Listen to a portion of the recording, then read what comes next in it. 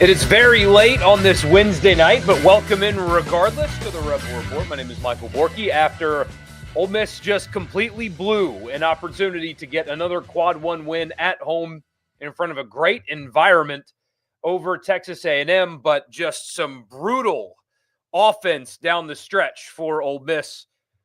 Sloppy basketball. Missed shots, turnovers, bad mistakes, a 10-second violation. Completely just gave that game away to Texas A&M, and that one is going to sting probably for a while. You've got to protect your home floor in this league. It's only going to get tougher, and Ole Miss had an opportunity at home, and they blew it. Texas A&M, a very good basketball team, very tough basketball team. That being said, Ole Miss, 2 points in the last 2 minutes. Texas A&M finished on an 11-2 run. 4 consecutive turnovers down the stretch for Ole Miss. Awful offensive basketball, and it cost them one at home. So we're here to talk about it. Again, my name is Michael Borky. Don't forget to like the video, subscribe to the channel if you have not already. If you're listening over on Super Talk or watching right now, like, subscribe, leave a comment, all that good stuff. And don't forget to subscribe to the podcast wherever you get them. Just search Rebel Report and subscribe and leave a rating and a review if you like what you hear. Appreciate you guys being here. Before we get into some reaction, I want to tell you the podcast is presented by the Gregory Law Firm. DJ Gregory of the Gregory Law Firm has got you covered for all of your personal injury legal situations. If you've been personally injured, 662-397-9799 is the phone number. 662-397-9799. DJ Gregory, the Gregory Law Firm, has got you covered. Do not delay another second. Call him tomorrow or today if you're listening to this on Thursday. Or small business, if you're a small business owner, you need some legal advice, or you want to start a small business, that's the number to call. 662-397-9799. DJ Gregory and the Gregory Law Firm presenting the Rebel Report. So as we usually do, a little box score house cleaning, just going through the stats real quick before we get into some actual thoughts about the game. Sean Padula led Ole Miss in scoring tonight. He was 6 of 12 from the field, 4 of 9 from three, made a lot of really clutch three-point shots in the second half. But what's really going to be talked about is the turnover and just the sloppiness down the stretch, but still led the team in scoring. He had a pair with 12. Juju Murray was 4 of 9, 4 of 7 from three. Malik Dia was 6 of 9 from the field, had 12 points. Jamin Brakefield off the bench was 4 of 12. Also had 8 rebounds and 5 assists for Ole Miss, but is the stat line is wrong. He's credited right now with 12 turnovers. I don't think that is accurate. I'm sure that they will fix that. For Texas A&M, really, uninspiring offensive night for the Aggies. Ole Miss held them to 38% shooting, 28.5% from three. They only went to the free throw line 9 times. So if I'd have given you that stat line, you'd have said Ole Miss wins the game, and they should have. Held them to 63 points, turned them over 20 times, had 9 steals, 6 blocks. But here's the main difference. Aside from the absolutely brutal play down the stretch for Ole Miss is the rebounding. Texas A&M had 48 rebounds to Ole Miss's 31. 14 offensive rebounds for Texas A&M in this game. That was what kept them around, and then the late game stuff is really what sealed it for Texas A&M. Ole Miss shot 37% from the field, 31% from three. Only got to the free throw line 4 times. Turned it over 13 times, but it was the when, not the how many, really, that cost Ole Miss. And that is the story of this game. Nothing else really matters. It's the final 4 minutes. It's the poor execution, a turnover on an inbounds. You had a backcourt violation. You had a missed front end of a 1-and-1 from a guy that you probably shouldn't have been in the game in that spot. Just poor execution, poor offense, poor communication. They tightened up and they completely blew that game. That's going to be the story tonight. That's what I know you guys in the comments are going to be talking about.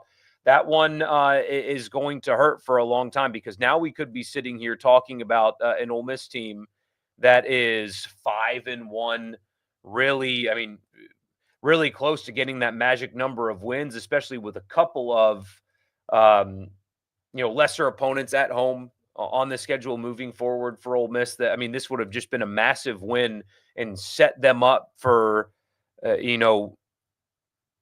not an easy path to the NCAA tournament, but you really would have had um, a very clear and manageable picture. Now it still exists. They're 4-2 in the SEC right now, so they are most certainly fine. But that loss and the way they lost that game is just one that's going to sting, and you hope that they can emotionally recover from that going into Saturday at Missouri, which is going to be really, really tough. And you can start stacking losses quickly, and it can get out of hand quickly as well. It happened to them just a year ago, but when you've got a stretch on the schedule that has Auburn and Kentucky in back-to-back games, then you got to go on the road twice, and I know they've lost these games, but South Carolina has been tough at home. I mean, it's taken last second stuff for both Florida and Auburn at South Carolina, so that's not an easy place to go win. You still have to go to Auburn. You still have to go to Florida. You still have to play Tennessee. If they don't right this ship quickly, you can start kind of stacking losses here. And so that's kind of what I mean. They're still in perfectly fine shape. Their net's going to be totally fine. They're 4-2 at this point. Everybody would have taken that when the season started, but it's the way that they've lost the last two games. Their opponent in close games have made the right plays, the better plays than they have. They haven't turned it over. Ole Miss has, not their opponents. Their opponents were better in the clutch time, and Ole Miss has got to figure that out. They've got to do better at breaking the press. They cannot have another 10-second violation like that. They've got to be better at inbounding the basketball. That was just pure execution is what cost them down the stretch. So we'll get to your comments. That's really what we're here for. I'm kind of rambling at this point. It is a little late, forgive me, but that's just simply a brutal loss for Ole Miss. They choked. It's just a choke job is what that is. So we'll get to your comments after I tell you the podcast is brought to you in part by Advantage Business Systems. Check them out online at absms.com. Advantage Business Systems has you covered for all of your Mississippi office technology needs. If you are a Mississippi business and you need anything from copiers and printers and mail machines to cloud storage, data security, IT projects, phone systems, that's the place for you. Tell them I sent you. Get a complimentary office technology assessment. So you tell them what you need and what your budget is, and they will find a solution for you on me.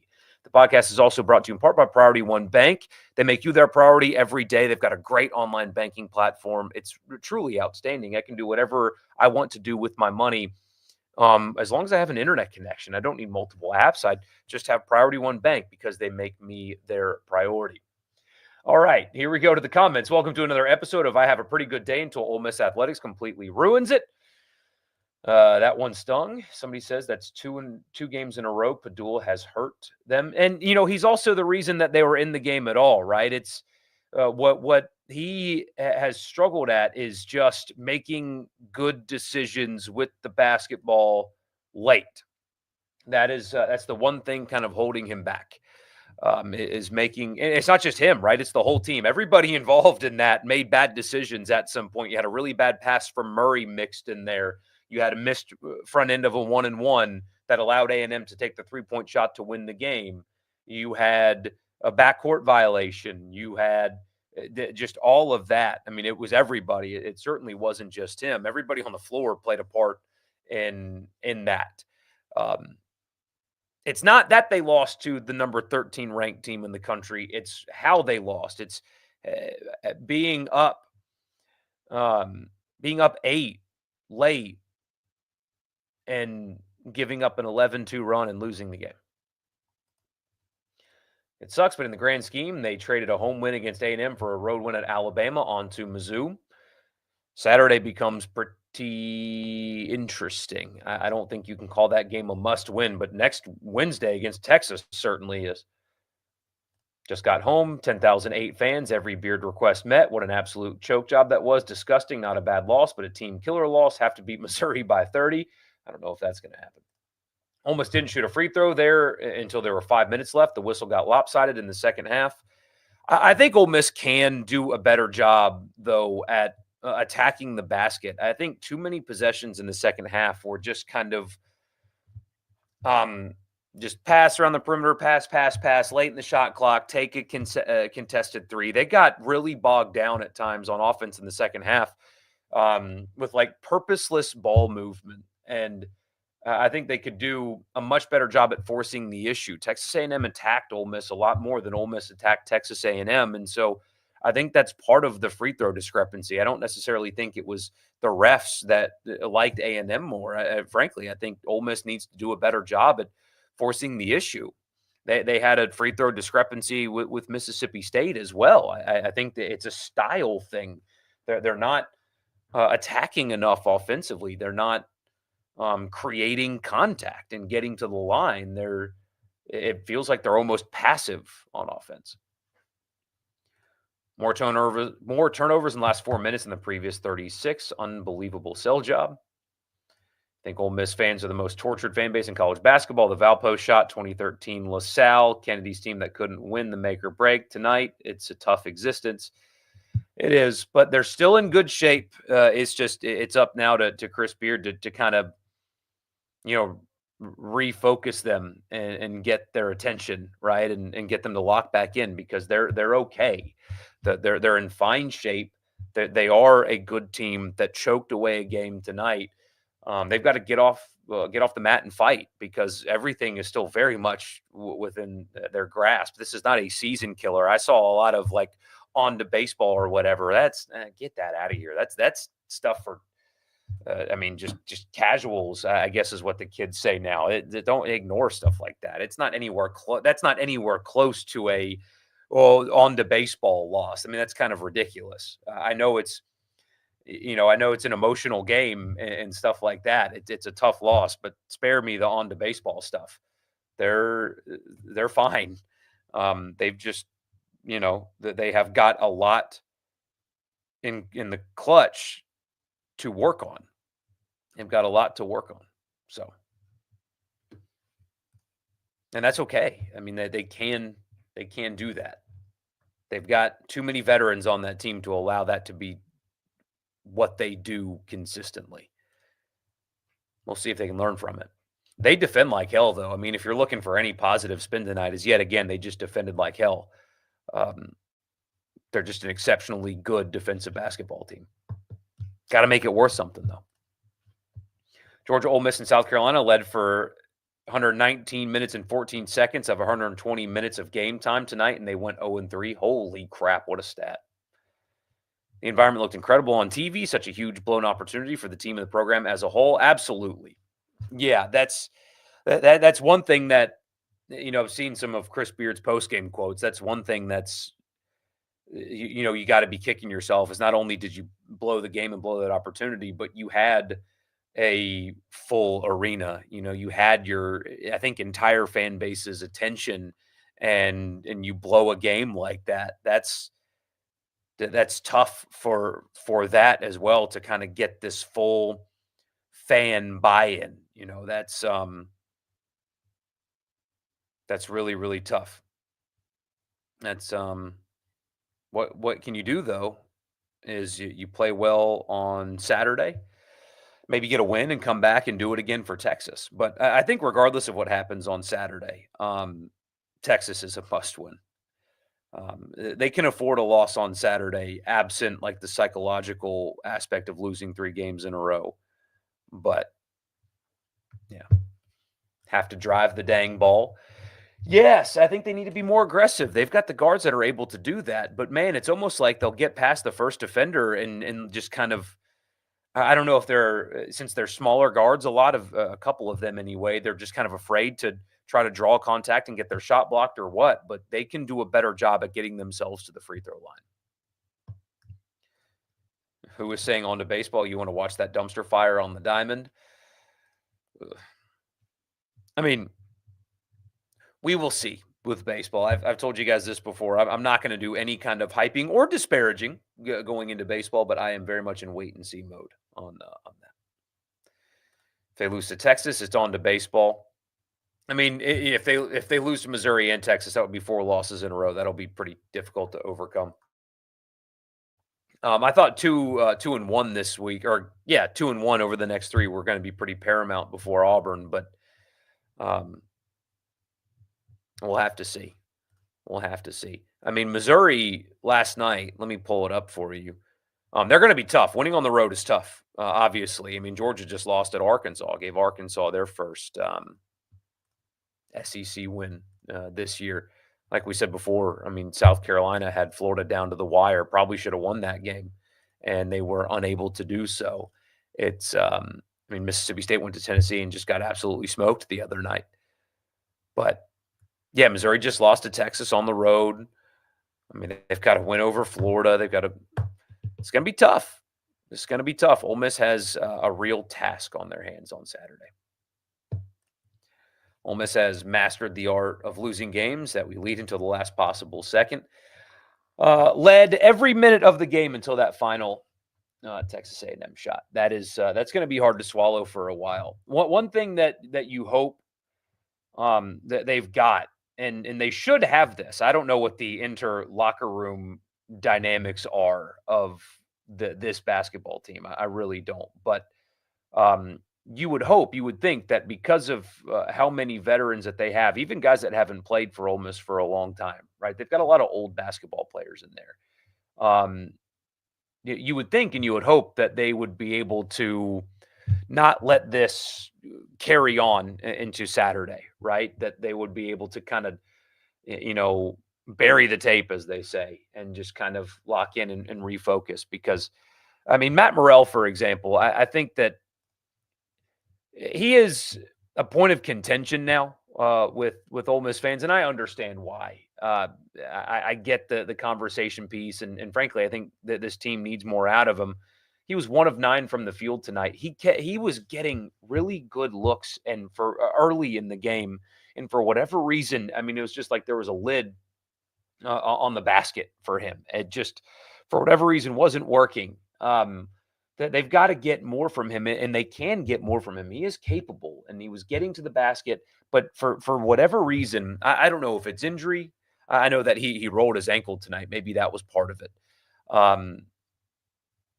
So I don't know what his prognosis there is, but he is good and capable at attacking the basket, and he's a good free throw shooter, and yet only got to the line twice and was able to get to the basket. Just does not do that very often, and part of me wonders if you're